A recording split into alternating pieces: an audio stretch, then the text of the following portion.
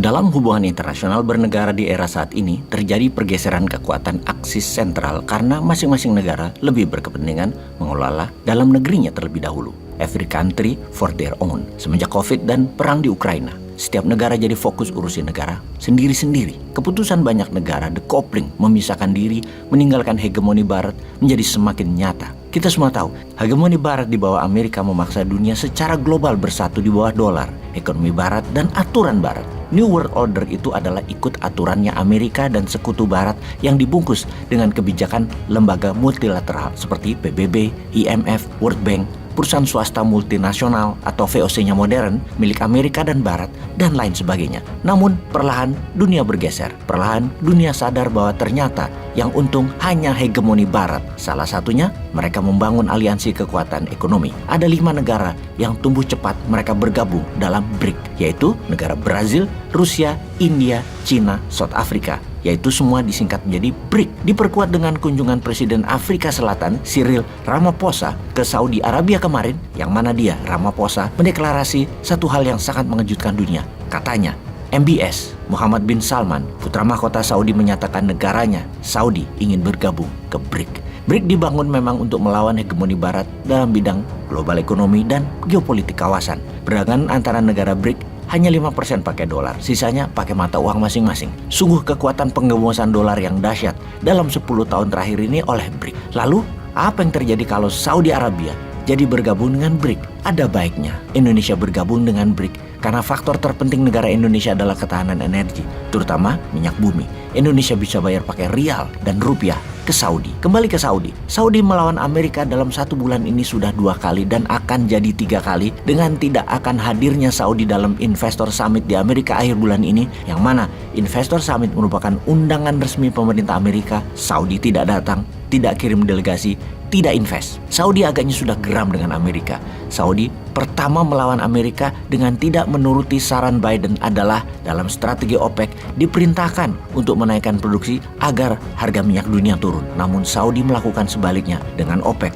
Produksinya turun hingga 2 juta barel per hari.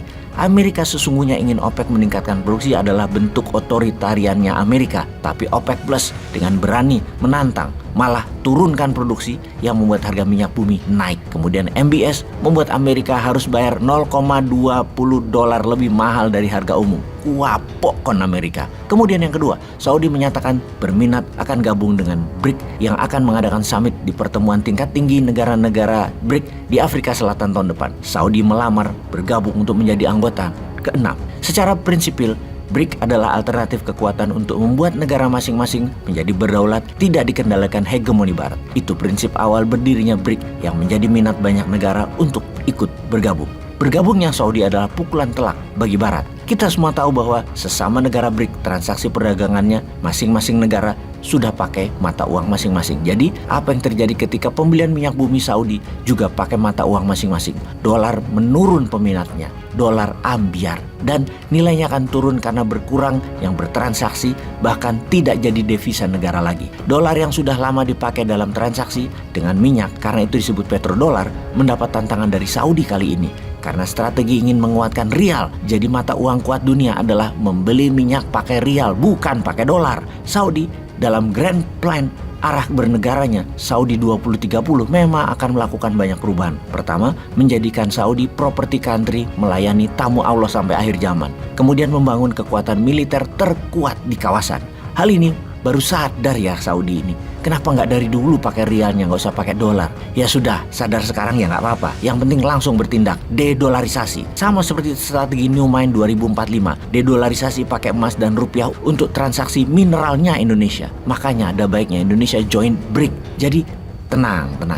Kalau Opung dan teman-teman di atas sibuk jalan-jalan joget-joget di sosmed, agaknya nggak nyandak mereka begini-beginian itu. Sudahlah, nanti kita di tahun 2024 yang pegang New Mind kok. Tenang semuanya ya. Kita mainkan dunia sebagai pemeran utama setelah tahun 2024 itu. Bukan seperti sekarang Indonesia hanya jadi bolo dupaan di drama wayang orang yang keluarnya jam 1 malam biar penonton nggak ngantuk bareng Punokawan. Sebagai bolo dupaan, ya bolo untuk didupak-dupak, ditendang-tendang, digelundung-gelundung tok kerjanya. Ampun deh.